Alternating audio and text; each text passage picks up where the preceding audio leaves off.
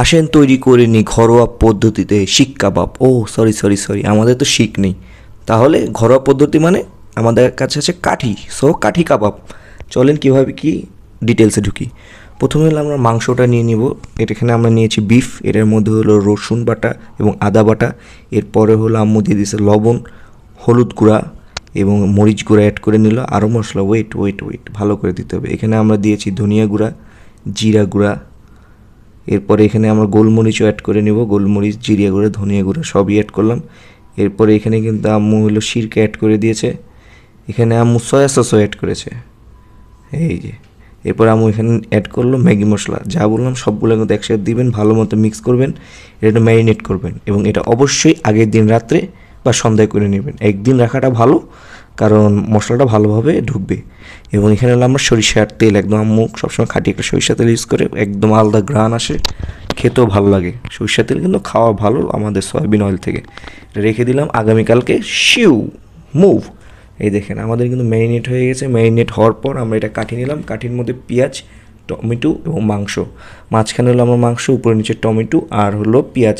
আমরা হলো এখানে হলো আমাদের ক্যাপসিকাম আমরা অ্যাভেলেবেল করতে পারিনি। এখানে যদি ক্যাপসিকামটা দিতাম, এই আপনার হলো এই কাঠি কাবাবটা আরও ভালো হতো, টেস্টও ভালো হতো, দেখতেও ভালো লাগতো আরও।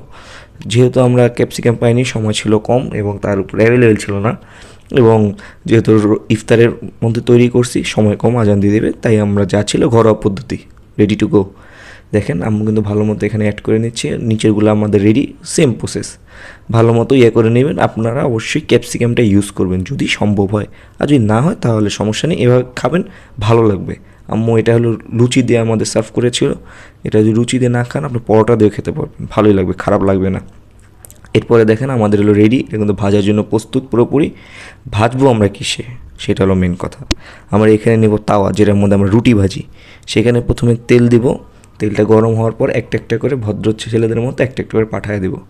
তাওয়াতে ভাজলে কী হবে, এটা কাবাবের মতো ফিল আসবে। যেহেতু আমাদের চুলায় রান্না করি, চুলায় কিন্তু এই কয়লার মধ্যে পুড়ে যেভাবে রান্না করি সেভাবে কিন্তু সম্ভব না। যদি আপনার বাসায় বারবিকিউ মেশিন থাকে তাহলে ওই হিসাবে আপনারা করতে পারেন। দেখেন এটা কিন্তু ধীর আছে আমাদের প্রথম দিকে রান্না হয়, আমরা পরে আঁচ বাড়িয়ে দিই। এই দেখেন এটা পুরো কাবাবের মতো চেহারা এসে পড়ছে। তার প্রধান কারণ তাওয়াতে আমরা ভাজছি দেখে। যদি এটা ফ্রাই প্যান হতো তাহলে অন্য মতো লাগতো।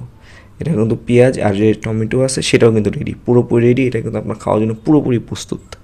এটা রুটি বা পরোটা বা আপনি রুচি দিয়ে ট্রাই করতে পারেন। এই রেসিপিটা আপনাদের কেমন লেগেছে সেটা অবশ্যই আমাদের জানাবেন। লাইক কমেন্ট দিয়ে আমাদের পাশে থাকবেন। সবাইকে আসসালামু আলাইকুম।